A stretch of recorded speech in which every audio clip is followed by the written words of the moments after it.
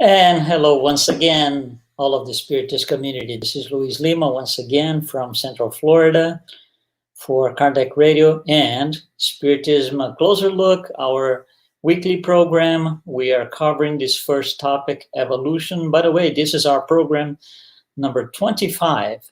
Not only that, it's the last one in the series, Evolution. For 25 weeks, as you know, if you have been following us, we have been talking about so many things just because evolution is such a wide and broad subject, not only within spiritism, but in general. Right? Even if you want to talk about just animals and plants and whatever else comes with it, it's a long, broad subject. So we took these initial 25 weeks to discuss the issue, and we're going to wrap up today. So today what I wanted to do is just go through what we have seen in brief words, just really an overview of what we saw and discussed through all this time. So we divided evolution in 14 modules, or just call them chapters. So 14 chapters. And I'm going to just briefly touch on each one of them, what we did in each one of them. They are, by the way, they are all recorded. You can get to all of them. They are numbered. You can get to all of them via Kardec Radio or Facebook, Spiritism A Closer Look. They are all in there for you to go back and review, or if you haven't seen yet, you're always welcome to participate by, watching them. Okay, so program number 1, we spoke about the theories of evolution. And in there, we discussed two major, or let's just call them basic ideas about evolution. One is creationism, in which there is no evolution. That's the church version, per se, in easy words. And evolution itself, an evolutionary line of thought where things happen after another. So there is one species that transforms into another, and a lot of things like that. In here, we discussed Darwin, which is, by the way, one of the great names in the history of humanity. Such a brilliant man, devoted to his cause, which was to study the species, and he was just one of these great names in history. Another one that we mentioned was Jean-Baptiste Lamarck. Another one that brought us a slightly different theory of evolution in comparison to Darwin's. And we came to the conclusion that none of them is really wrong. It's not a matter of being right or wrong.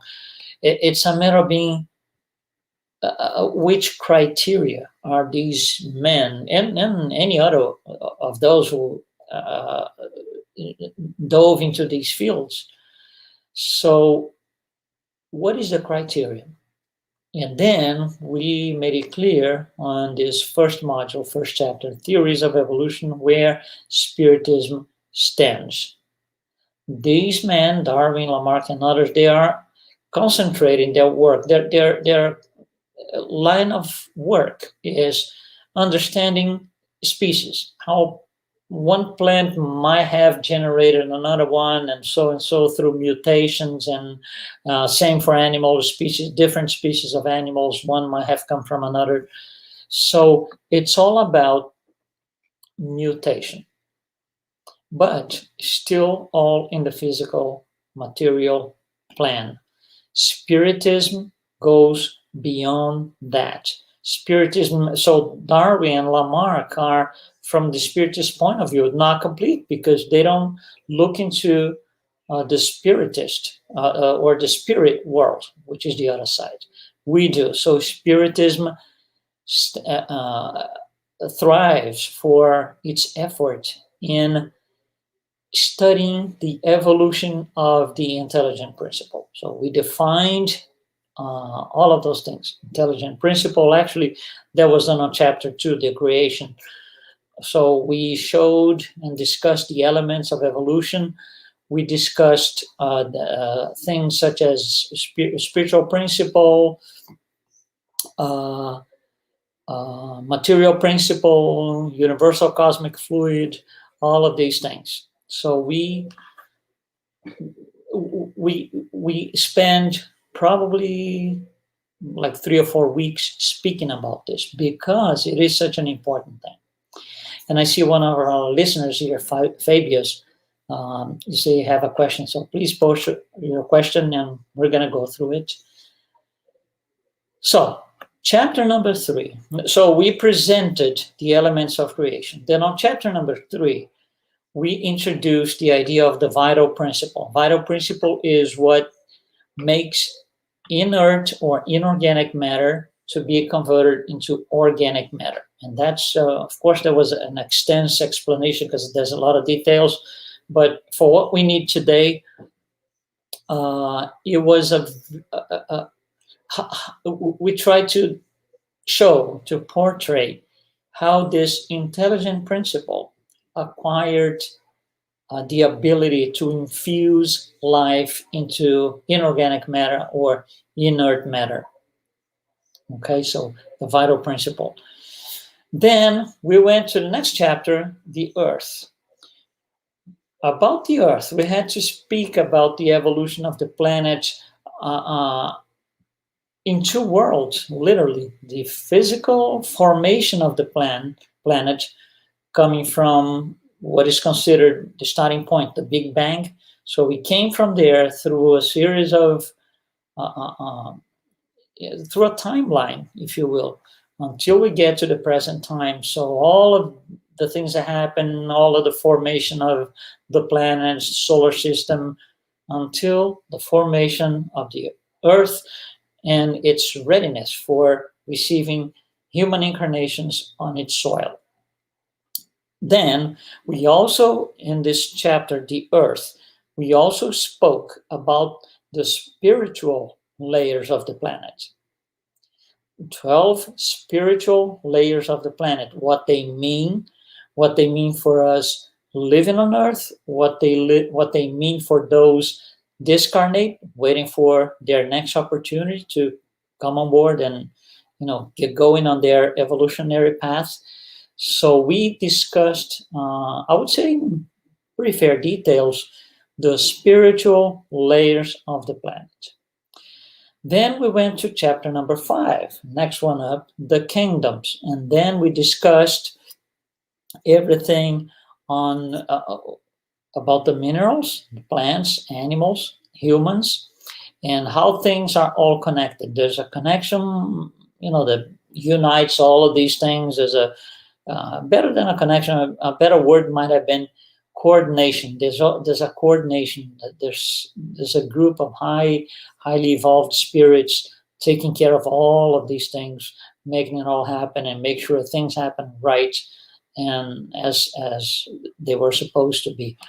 So the kingdoms address exactly that: minerals, plants, animals, humans. Then we went to the next one up, which we call the next chapter, we call the races.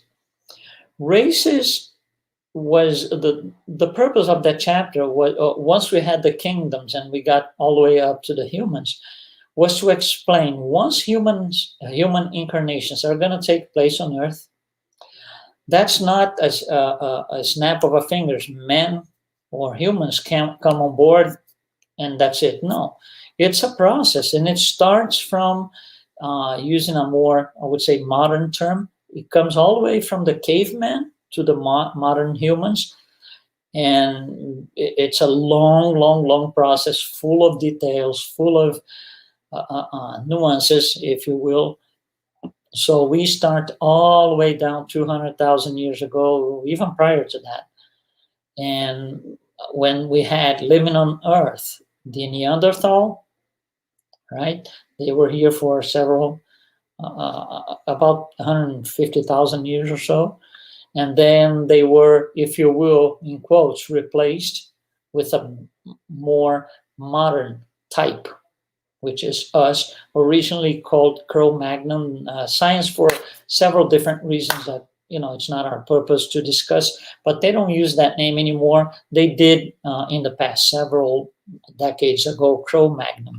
So these Cro-Magnon, they replaced the Neanderthal in terms of a better physical body, a more robust physical body, more erect and less humanoid, if you will, or anthropoid. We compared the two a little bit. We are descendants of Cro-Magnon, so we have our brain is much more developed than the brain of the Neanderthal, and we explain how that happened and why, and there's a purpose to all of that. So that was chapter number 6, races.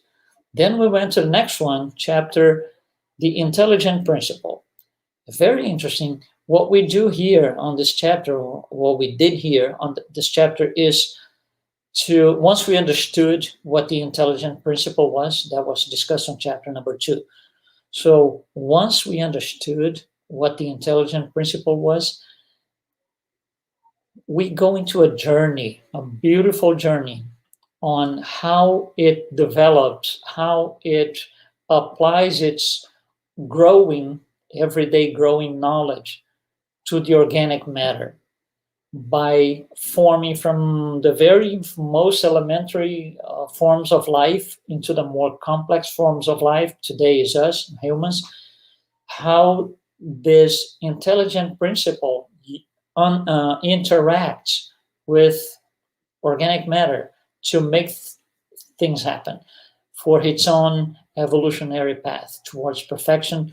And then how this intelligent principle tweaks the what we call this perispirit on every single level until we, and it's a long journey, until we were able to get to where we are. So this chapter, the intelligent principle, explains, if we could summarize in one word or a few words, is the evolution of the perispirit. And then we went to the next one, evolution of the brain. Evolution of the brain was very interesting. We had we invited our great friend Vanessa Anceloni to be a part of this. We had a live discussing the 3 layers of the brain and the brain in general, right? In focusing on evolution. So we spoke about the reptilian brain, the intermediate brain, frontal lobe, all of those things, and how it all happened. And we still have a lot of the reptilian brain, which is the first layer. We still use it a lot. All the tasks that are automated into our body and perispirit, for example, digestion, heartbeating, breathing, we don't have to stop and think to do these things. They just happen because the process has been automated. And it's something that the perispirit had to learn. Okay? All right, so we're going to continue here before we can answer Fabio's question. And then we went to the next one up, reincarnation. Reincarnation shows, this chapter shows the process of reincarnating several times, which of course is part of evolution. We need that. That's actually a requirement.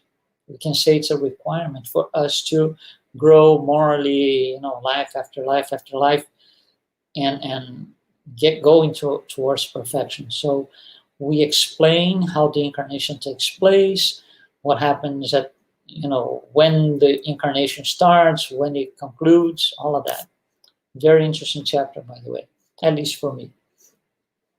Then we went to chapter number 10, intellectual progress. Intellectual progress discussed not only progress as we know, meaning technological progress and things that we didn't have 200 years ago, we have now, things that we didn't have 4,000 years ago.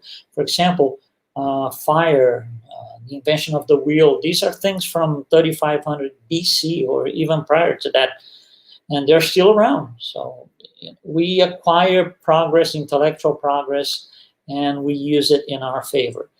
And the whole purpose of learning intellectual progress is to give us elements so we can make better choices, so we can morally be better.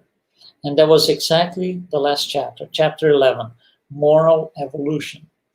And moral evolution, by the way, is actually the core of Spiritism. That's what Spiritism is all about, explaining how evolution of humankind. That's exactly what they, what we should be concentrating on, evolution of the soul, the intelligent principle. Especially in the last chapter, we show how that happens in terms of moral. Let's go back here to our friend Fabius. He has a question here. And the question is, I'm going to read it to you.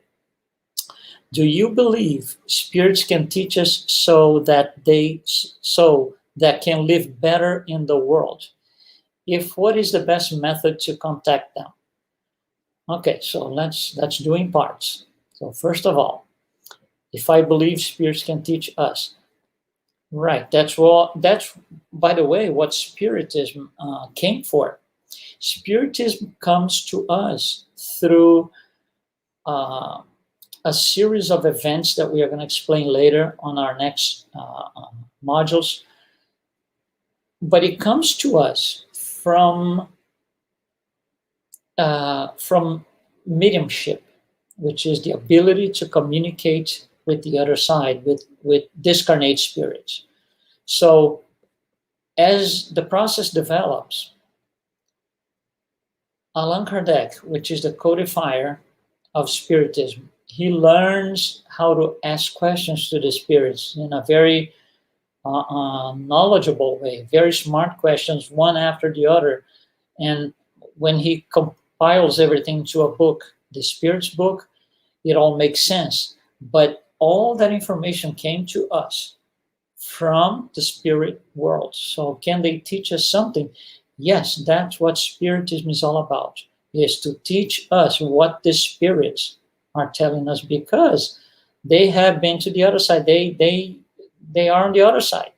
They can tell us how it is because we can't see it here as incarnates. And Fabius, on the second part of your question, what is the best method to contact them? I wouldn't put it this way exactly, but the way to contact them is mediumship. Right? You have to have some psychic ability, some mediumistic ability, and to make this thing serious. Okay, to make this thing serious, and I would say, to invest the energy in doing this and obtaining return in terms of being a better person. That requires a lot of study. In spirit centers, we do this. By the way, the Allan Kardec's Codification has an entire book about it. The book, the Medium's book, which is, by the way, it's a thick book, and it was written in 1861. And by the way, it's still considered to this day to be the best book, the more complete book on the subject. 160 years after its publication, still the best one. But that's not only it. It's not just reading the book or reading 2 or 3 books. It's a process that has to be really understood. Spiritist centers, most of them at least, maybe not so much because of the pandemic, but most Spiritist centers have courses and classes in mediumship, mediumistic communications, or anything in that sense. Okay, and so I really urge you to look for that kind of thing in Spiritist centers. And you're asking me if there's something in South Africa. You can go to the internet, to the site for the International Spiritist Council. International Spiritist Council. They will list all the Spiritist centers around the globe. Okay, so go there, visit the site, just Google it, and you can find it.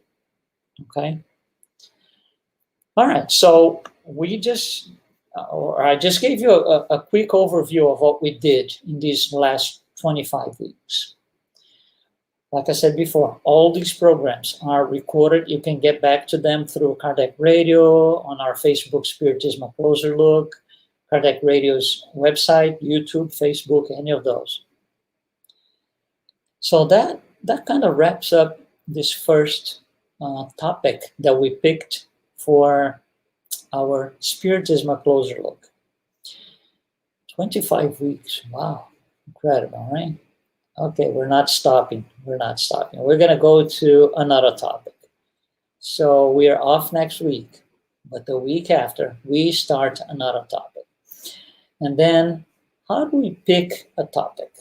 Well, let me just explain why we're going to talk about what we're going to talk about. Throughout the years, these past 20-some years, by going to different places, by going to different spiritist centers, by speaking to people, by speaking for spiritist audiences, a lot of new people come in, a lot of new people will, after talks and lectures, they will come to us and say, oh, very interesting. So, but, Spiritism started in France. Okay, that's the question that we get all the time. Spiritism started in France. How come it's in the U.S. now? What made it happen? What's the path to get Spiritism out of France into the U.S.? So that's exactly what we are going to do in our next few weeks, in our next programs. Again, we're off next week, but the week after that, we start with Spiritism, A Closer Look from France to the USA. So we are going to explain how Spiritism does this quantum leap, if you will, using modern terms, right? And it shows up in the US one day. Very interesting. There's a lot of, in order for us to explain and you to understand, we need to go a little bit through history of France, history of Brazil, history of the USA. Nothing too heavy because it wouldn't even make sense, but minimum history that makes sense, the explanation makes sense, and it all plugs into how Spiritism made its way into the USA. I think it's going to be very nice. I think it's going to be an interesting topic to discuss. It has been for me, at least, like I said, by talking to people throughout the years. And we really never had the opportunity because it's a long thing to talk about, to discuss. It's hard to give an answer in one or two phrases because it might be all broken explanation. So that's why we decided to take this opportunity that we have with Spiritism A Closer Look through Kardec Radio, and we are going to address this. We kind of foresee about 8 weeks on this program, so 7 to 8 weeks. Let's see how it goes. A lot of it depends on what happens on our live transmissions. We got questions, and sometimes not only questions on live transmissions, but after streaming, people can always go back to our talks and our programs, and they will post questions. They will ask us something. So it all depends on how more or less details we need to get into, so we are able to explain how Spiritism made its way in the USA. So I invite you to continue with us every week here, Spiritism A Closer Look. And again, our new topic, from France to the USA. Be well, be with us, don't miss it. Thanks so much, and I'll see you in a couple of weeks.